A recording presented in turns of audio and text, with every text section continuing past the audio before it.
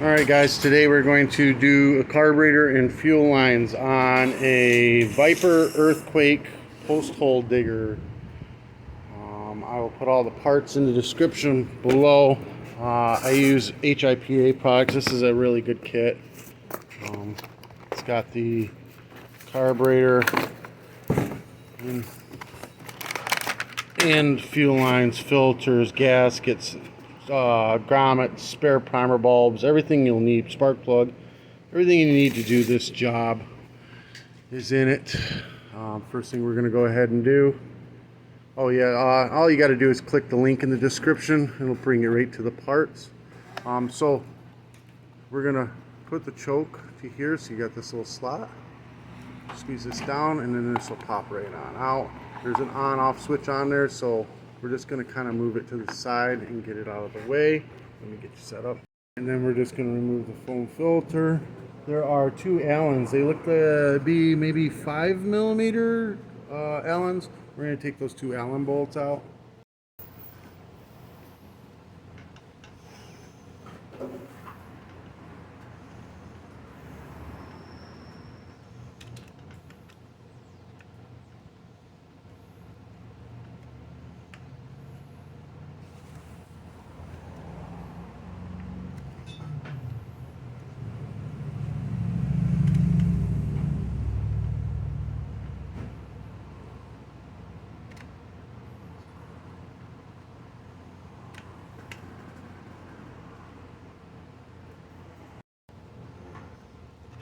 Come off nicely like that. What we got going on there, but we're just going to go ahead and cut these two fuel lines off.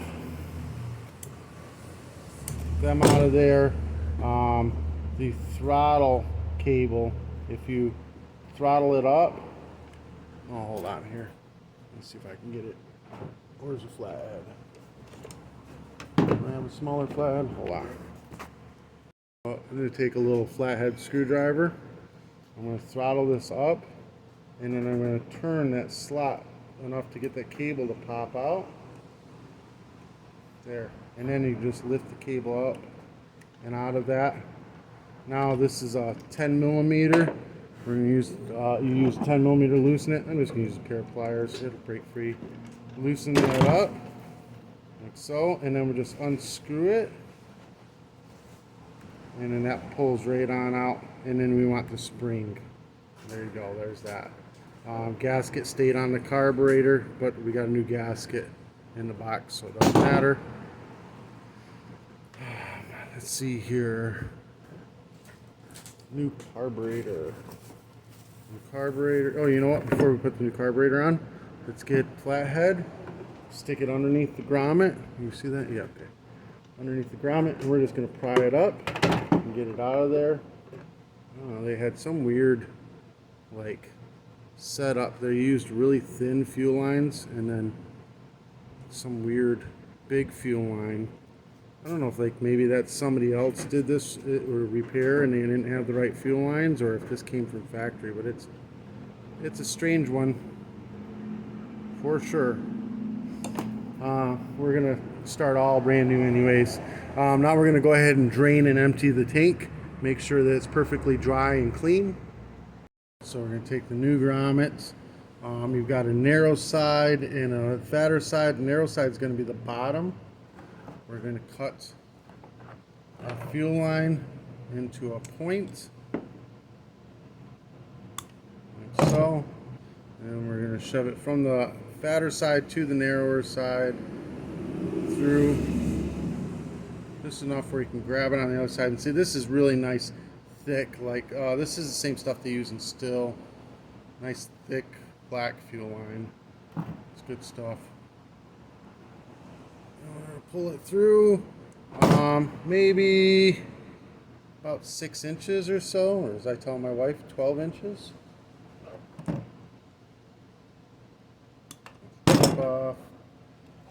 Find the fuel filter. This is the same fuel filters they use in Stills. You see, it's much better than the original one. Just shove this on. Like this.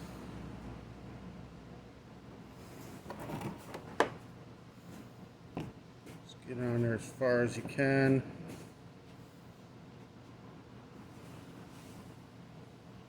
It's a tight fit, but that's what you want. You want it to curl over that nipple ever so slightly. If you can, you get it all the way on, but if you can't get it all the way on, you want it to at least curl over that nipple. There, that's good. That's good. All right, there's your first line. We're going to line it up to where the carburetor would be. Just, you know, kind of cut it right around there.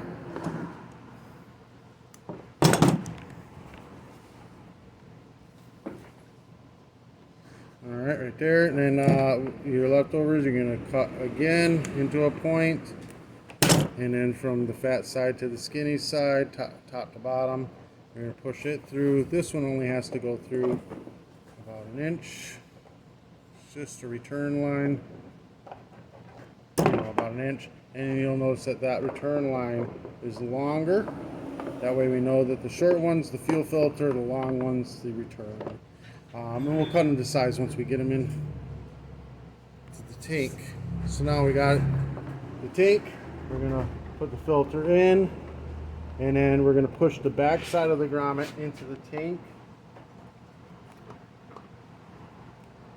like so.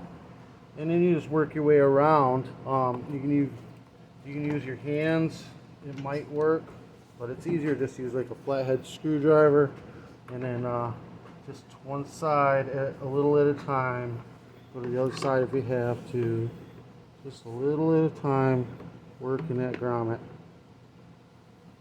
down in. If you try taking too big of a bite and getting too much of it in once, it won't come. It won't go. Just a little at a time.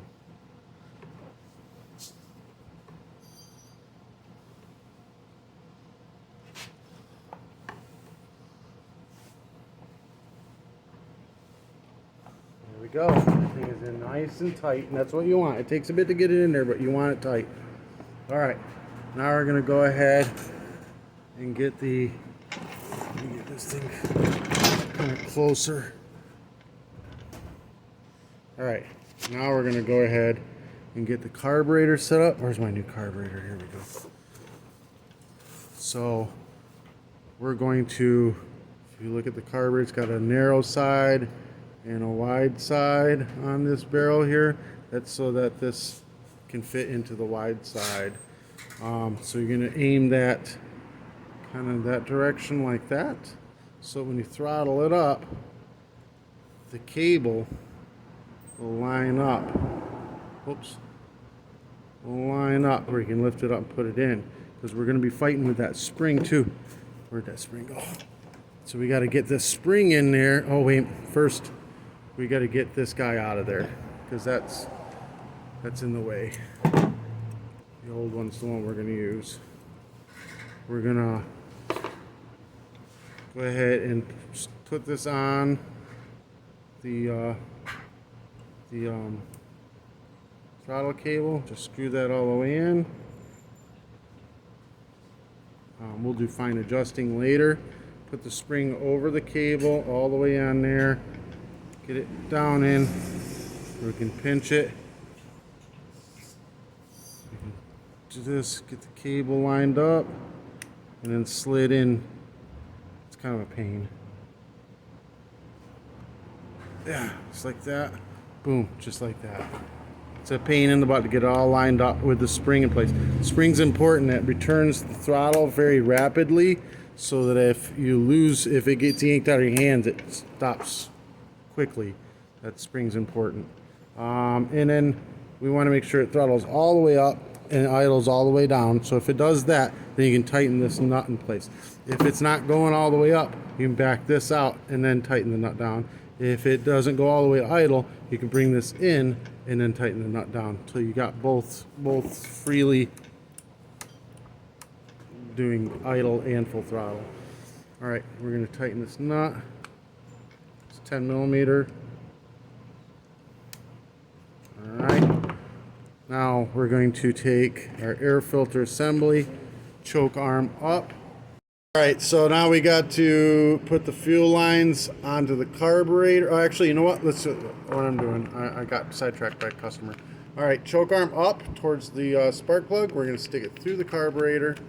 Before I get too far, though, the fuel lines, the filter side goes to this big nipple, and the one without the filter goes to the small nipple. All right, so we got that lined up, and then gasket. There's a new one in this box somewhere. Come on, now get out of that box. There we go. So we want the gasket to go on like this so that the little holes line up with the little hole on the carburetor. That's your fuel pump vacuum line. That's the fuel pump's built into your carburetor. It runs that. So then we're going to get these started. Make sure that gasket stays in place.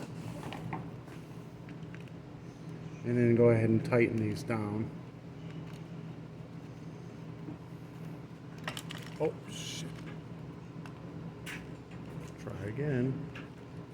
Thought I had them started.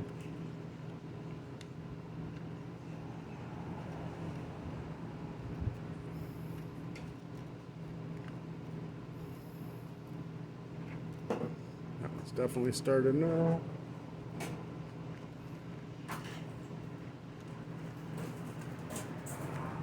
Oh, was not definitely freaking started. I felt it tightening. This thing's being a pain.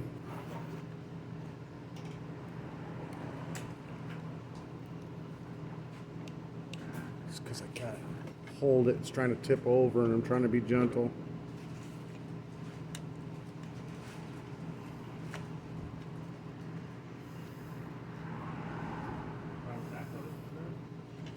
Why isn't this screwing in?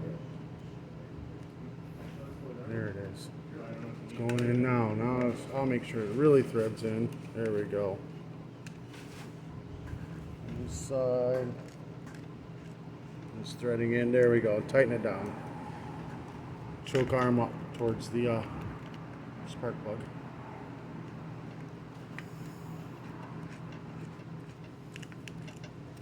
Don't tighten it all the way down on one side. Just get it snug.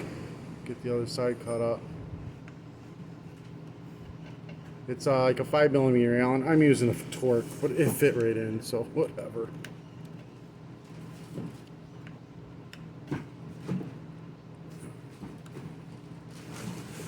Torque 25 fit it. That's whatever. All right, choke arm is working fine. Throttle is working fine. I'm getting down to the carburetor fuel line part now. So the short line is the filter line, long line is no filter line. This big nipple is one that takes the filter line, but you see it's a little long and you don't want it to be longer, it'll kink. So we're going to kind of line it up, measure off some, take a little bite out of it. If you cut it too short, you have a bunch of line in your tank, so you can pull it out of the tank a little bit. And you want it to have a little bit of slack on it, a little bit of a bend, like this, so that when it shrinks from the ethanol and the gas, it doesn't just pull it right off the carburetor. And line this one up a little bit. Get it. You got an inch in there, so if you're off just a little bit on this one, it's okay. You can pull a little bit out. Stab it on to the return, and there you go. That's those. All right, let's go ahead and put some gas in the tank. Got some gas in there. Gas cap on. We're going to prime it up. There it goes. It primed up. That's a good sign. If it didn't prime up, you look inside the tank. If you see foam coming out of the filter, the fuel filter, it means you got these two lines hooked up backwards. Just switch them around. No big deal. But it primed up. That's good. So now we're going to, here, let me get you lined up to where you can see it start. We're going to try starting this thing here. Hopefully, it'll be good. All right, so we got full choke, full throttle, switch is on. Ow, right in the nipple. All right, fired. Take choke off, full throttle.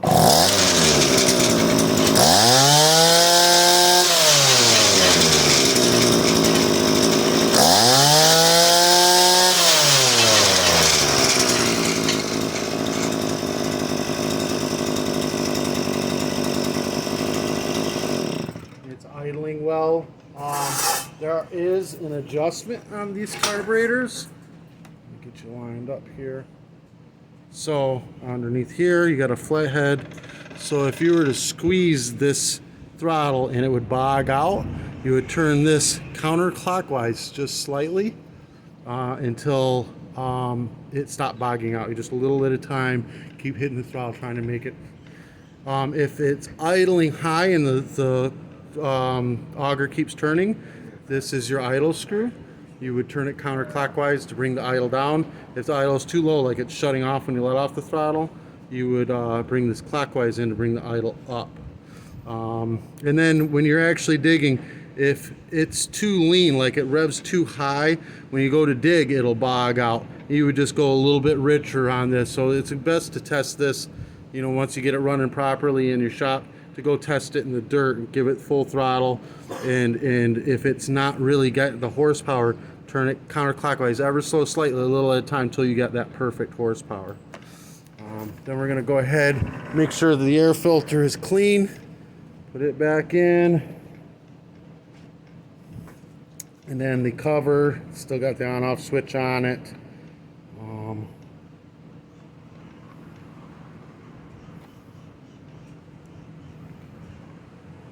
Where did you go?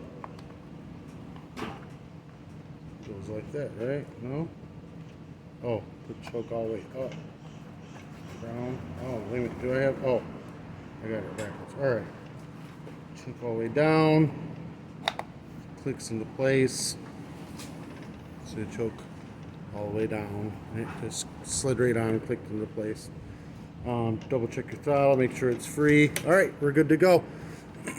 Alright guys, this helped you out in any way, shape, or form. Give me a thumbs up, hit that subscribe button. I'll put the parts in the description below.